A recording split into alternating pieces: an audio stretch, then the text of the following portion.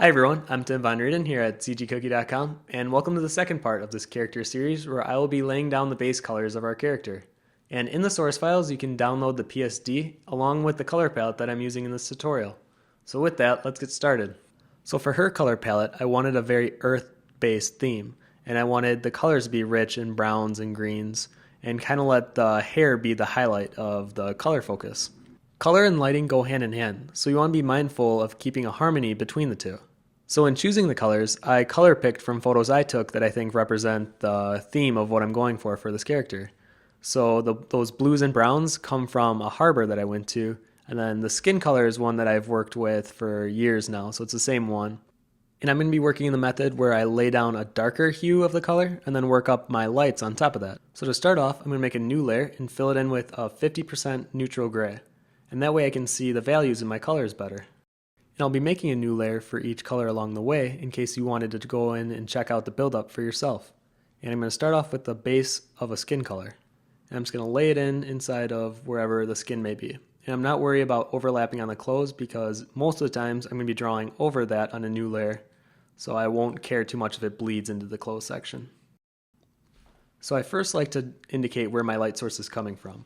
So using my lighter colors, and in this case on her shoulder, I'm going to lay them out and I'm going to pillow it out of where the light source is hitting the strongest, and then it'll kind of fade out as it goes around the shoulder.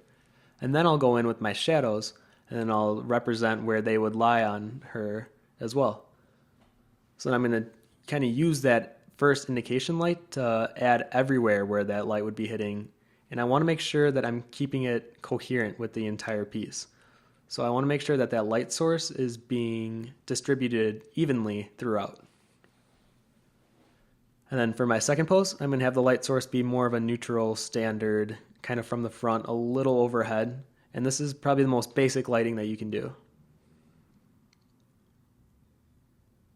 And as you can see, since I have it slightly to one side, I have a shadow on one of her arms where the other arm is going to be fully lit in light.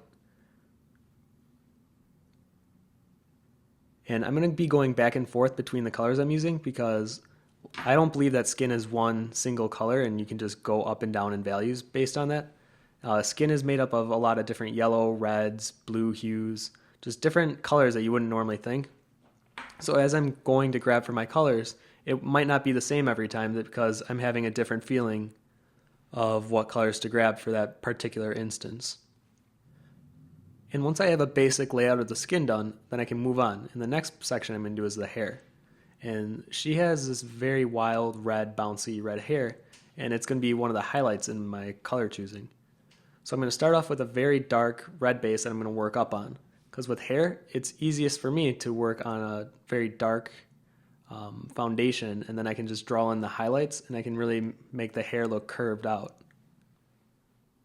And then since it is somewhat of a curly hair, I want to make sure that I'm keeping the direction of the curls as well. So as I'm drawing this on, even though it's pretty quick and sketchy, I still want to add some, circular motion to it as well.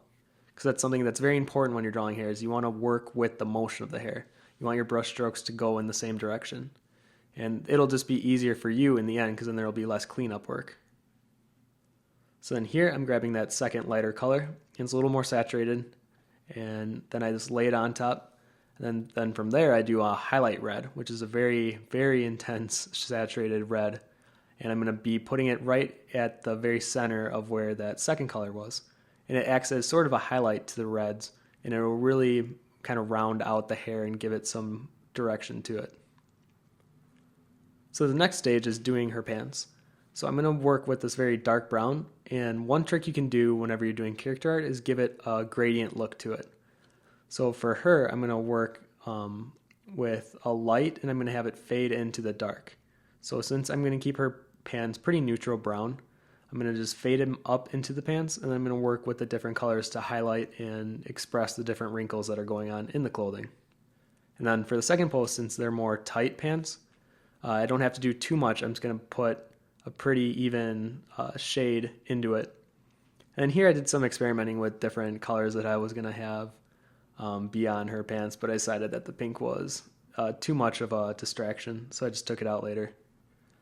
And for her shirt color, I wasn't sure if the initial green I picked I liked right away, so then after I laid it out on a new layer, I opened my hue and saturation menu, which can be found under the image tab on the top, and then I was sliding the hue bar back and forth to see if there was another color that I thought would work better. But I stuck with my green, and I chose the lighter color then to work up my values, and then I chose that very light, almost yellow color to kind of express some highlights. And lastly, I'm going to work up the color in the rectangular box that she's with, and I chose a very neutral gray-blue, and then I'm going to build up a gradient on it with my green, and that's to bring out the color in her shirt and to give it more harmony throughout the piece. And then from there I might add some greens to where the dirt smudges might be, and then I'm going to make the strings or the rope that is around it that dark blue. And that's just to define the silhouette more and give it some more interest without taking your interest away from the hair, which should be the highlight of the focus. And lastly, I'm going to fill in the shoes in that cloth that's behind her. I don't want any missing spots of color. And then from here then I would go in and draw on top of it. So all of this has been done under the line art layer, and then in the next video I'm going to work on top of the line art layer. And there we have it. So now we have a color base for each of the 3 sketches that we created, and in the next video I'm going to take you through further detailing of the character. So as always, thanks for watching.